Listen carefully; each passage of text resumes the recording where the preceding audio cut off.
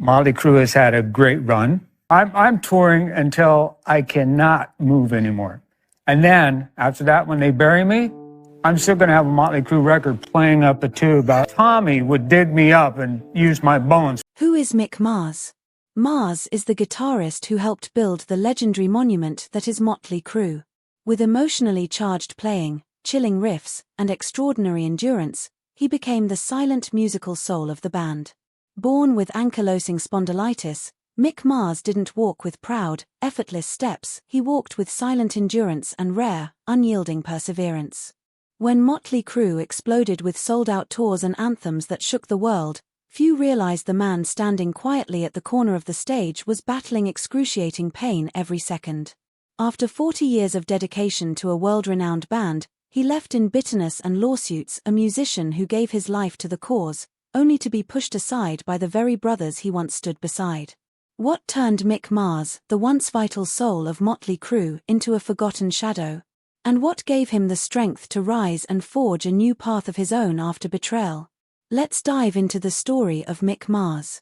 Mick Mars, born Robert Allen Deal on May 4, 1951, in Teyote, Indiana, came from a poor, working-class family. His parents, Tina and Frank Deal, moved the family to Garden Grove, California, hoping for a better life. Raised in a cramped home alongside 4 siblings, Mars's childhood was far from stable. He was different from an early age. At just 3 years old, a local fair performance by country singer Skeeter Bonn left a lasting impression on him. He told his parents, "This will be my life." At 12, he received his first guitar, cheap, but to Mars, it meant everything. While other kids played sports, Mars taught himself guitar by listening to Elvis Presley and surf rockers like Dick Dale. However, around age 14, Mars began experiencing sharp pain in his spine.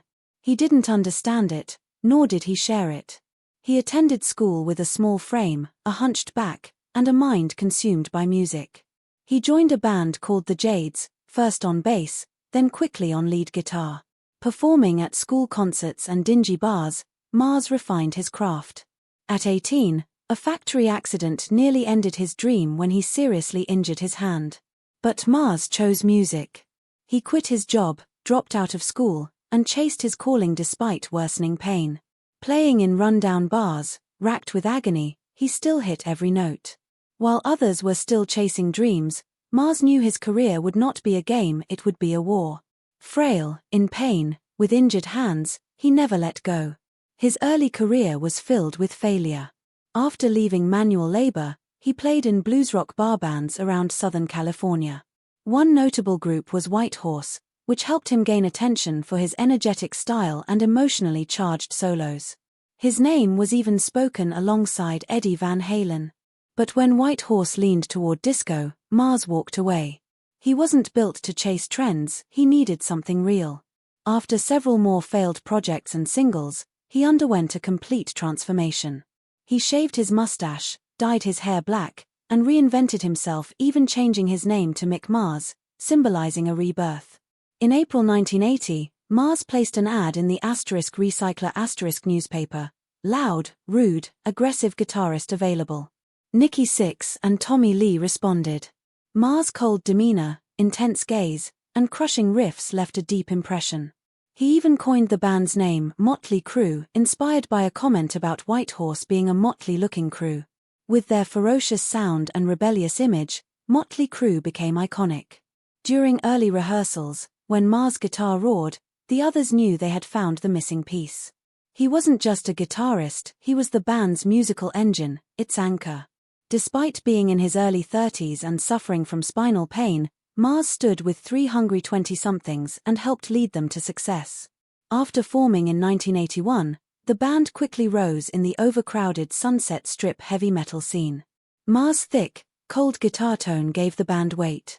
Their debut album, *Too Fast for Love*, 1981, was full of simple yet catchy riffs and powerful hooks. It gained a loyal fanbase and led to a deal with Elektra Records. Their breakthrough came in 1983 with *Shout at the Devil's Star. Mars developed a darker, heavier sound, blending hard rock and metal. His riffs in tracks like Looks That Kill and Too Young to Fall in Love became signature elements of their sound. Between 1985 and 1987, the band peaked commercially. Asterisk Theatre of Pain asterisk, 1985, featured the ballad Home Sweet Home, driven by Mars' moody, restrained playing. Asterisk Girls, Girls, Girls asterisk, 1987, leaned into the band's bad boy image, with Mars' bluesy, gritty guitar leading tracks like Wild Side and You're All I Need.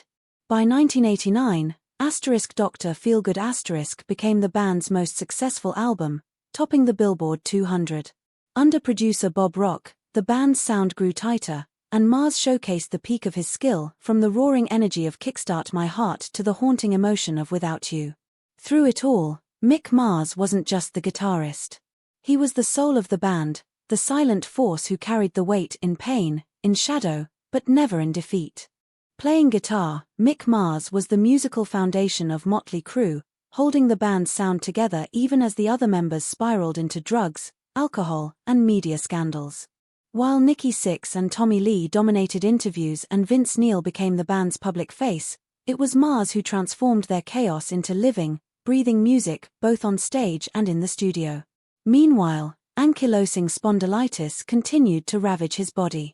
Mars grew more hunched with each passing year, moved slower after every tour, and while his bandmates partied into the night, he quietly retreated to his hotel room to battle pain that lasted until morning. A little-known truth: Mick Mars rarely took part in Mötley Crüe's wild escapades. He was the only member who largely stayed clear of scandal. But that difference, that distance, widened the gap between him and the rest of the band. For Mick Mars, those years of skyrocketing success were a double battle, one for his career, and one for his very existence. While Mötley Crüe climbed the charts, his body went in the opposite direction. Diagnosed at just 17 with ankylosing spondylitis, a chronic form of arthritis that gradually fuses the spine, the disease started with backaches, then sleepless nights, and eventually mornings where even standing up was a fight. It deformed his posture and shrunk his height by nearly 7 centimeters. Yet, he never spoke of the pain. When the lights came on, Mars stood with his head bowed and his guitar clutched like a replacement spine for a body that was falling apart. Every tour was a brutal test, long flights, back-to-back shows, sleepless nights on the road, each a nightmare for a man whose spine was collapsing, vertebra by vertebra. Still, Mars never complained. Unlike his bandmates who turned to excess and self-destruction, he lived quietly. He wasn't close to Vince Neil or Tommy Lee, and his relationship with Nikki Sixx was purely musical. For more than 2 decades, he was a solitary figure within the very band he helped create. In The Dirt Mötley Crüe's autobiography, Mars admitted to falling into severe depression. He drank heavily to numb the pain and became dependent on opioid painkillers. At his lowest point, he walked into the ocean one night, drunk and desperate, intending to end it all. He woke up soaked, freezing, and unsure whether he was alive or already a ghost. In the 1990s, his condition forced him to undergo hip replacement surgery. Though it eased the physical pain, it couldn't cure the loneliness. He was the only crew member not chased by paparazzi or splashed across magazine covers. To the public, he was the quiet one, the odd man out, the shadow of Mötley Crüe.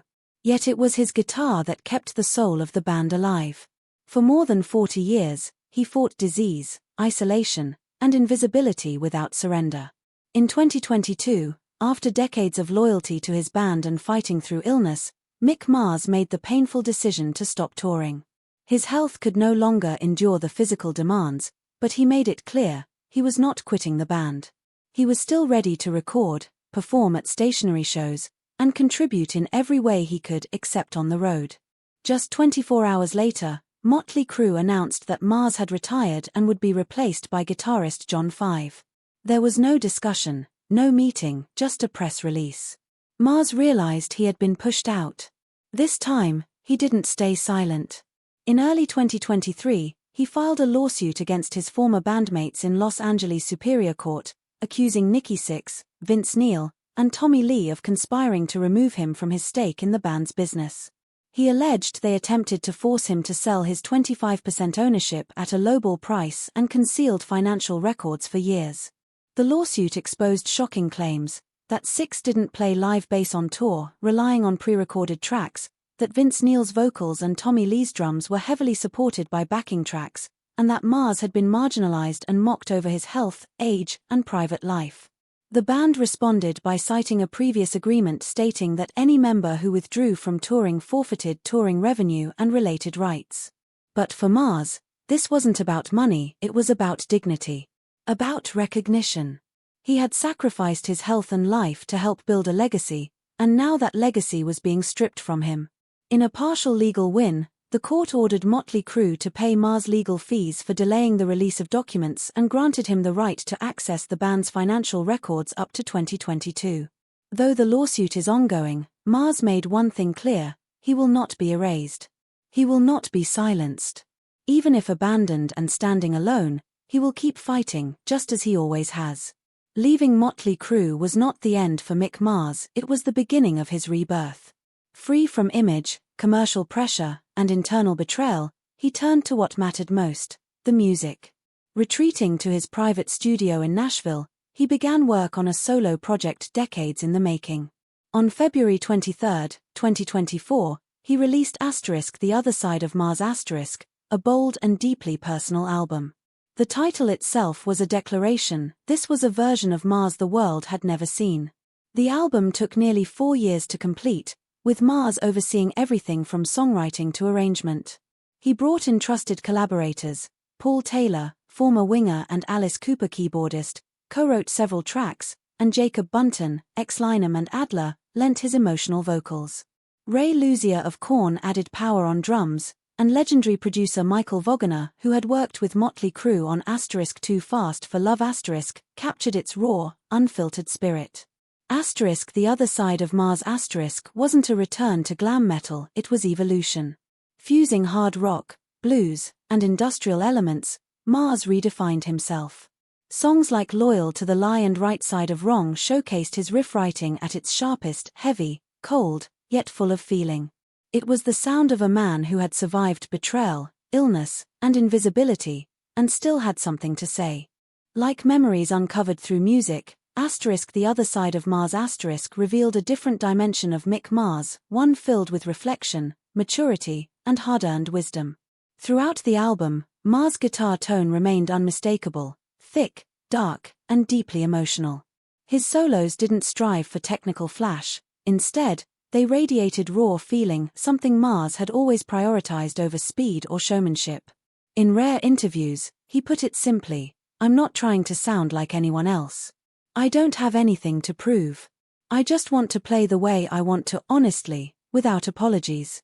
Critics praised the album as one of the most authentic works from a veteran artist in years. With The Other Side of Mars he finally achieved what decades in Mötley Crüe never allowed: total control over his music, his voice, and his destiny. No longer hiding in shadows or suffering in silence, Mick Mars finally stepped fully into the light on his own terms. Offstage, Mars' life was never as loud as his guitar. It was quiet, complex, and often filled with painful absences. Long before Mötley Crüe, he married his teenage sweetheart, Sharon Deal, with whom he had 2 children. Les Paul Deal, named after the iconic guitar innovator, and Stormy Deal, who would later inherit her father's battle with ankylosing spondylitis. But the stress of grinding through bar gigs and mounting financial pressure fractured the marriage. As Mötley Crüe was forming, Sharon left, taking the children and leaving Mars alone, struggling with music, debt, and unpaid child support. At one point, he risked jail if pulled over by police. Friends recalled needing to scheme just to help him avoid arrest between tour stops. During that turbulent time, Mars fathered another child, Eric Deal, through a brief relationship with local singer Marshall Martel. But his absence during Eric's early years created a lasting distance. While Crüe soared in the 1980s, Mars' personal life remained in disarray. He married again in 1990, this time to backing vocalist EMI Cannon, but the marriage lasted only 4 years, crumbling under the pressure of internal band chaos and Mars' deepening physical and emotional pain. Both marriages left him with more than financial scars, they left him with children he barely knew and homes he couldn't keep. It wasn't until 2007 that Mars found a new kind of anchor, Serena Schonenberger, a Swiss model more than 30 years his junior. They met after a show in Zurich. Serena, then just 22, drawn to the intensity of the quiet man behind the sunglasses. In 2013, they married. For the first time, Mars had someone by his side not for fame or money, but for who he truly was. Today, they live a quiet life in Nashville, far from the spotlight. Mars spends his days writing, recording, and taking peaceful walks, sometimes with a cane, sometimes with a silent smile. His relationships with his children remain complex. Les Paul shares a closer bond, having followed his father into music, while Stormy and Eric have chosen quieter lives, maintaining some distance. In a rare moment of vulnerability, Mars once said, "I missed out on too many things that I can never get back." There are losses that don't make noise. There are wounds that cannot be measured by money or success. Behind his cold, silent exterior is a man shaped not just by pain, but by perseverance. In 2024, Mars reached a new milestone.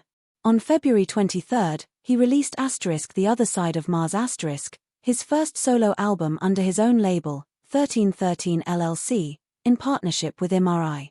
It was an entirely independent work and a triumphant return after his departure from Mötley Crüe. Critics and fans alike praised standout tracks like Loyal to the Lie, Undone, and Right Side of Wrong. The album preserved Mars' signature guitar tone, cold, dense, and emotionally charged, while embracing modern production and a broader sonic palette. No longer confined to outdated formulas, Mars blended classic hard rock with fresh influences, proving that even in his 70s, his creativity was still evolving. And he's not done yet. In 2025, Mars confirmed that a second solo album is already in development. This new project promises to be even more expansive, both sonically and emotionally. To bring that vision to life, Mars partnered with renowned engineer Chris Collier, known for balancing modern production with artistic soul. Now living quietly in Nashville with Serena, Mars is focused on writing, recording, and maintaining his health, no longer needing stage lights, but still lit by artistic purpose. While his legal battle with Mötley Crüe remains unresolved, Mars has not ruled out the possibility of future collaboration. But his priority is now clear, a solo journey where, for the first time, he holds the reins. His legacy is greater than a catalogue of riffs, it is the story of a man who gave Mötley Crüe its sound and soul during the band's most volatile years. His influence reaches beyond the 1980s hair metal scene into generations of modern rockers who found inspiration in his restraint, emotion, and raw conviction. Mick Mars was never the showman. He wasn't the voice, the frontman, or the face on magazine covers. But for over 4 decades, it was his relentless guitar, the cold, unyielding backbone that held Mötley Crüe together. And at an age when many have long faded from view, Mars continues to write, to play, and to quietly move forward on legs long battered by illness, driven not by applause but by sheer will. He doesn't ask for sympathy. He doesn't need the spotlight. But through his silence, his loyalty, and his unwavering honesty, Mick Mars has etched a legacy that speaks louder than words. Have you ever quietly fought for something you believed in, just as Mick Mars has done his entire life? If so, share your story in the comments below. And don't forget to like, subscribe, and turn on notifications so you don't miss more powerful real-life journeys like this one.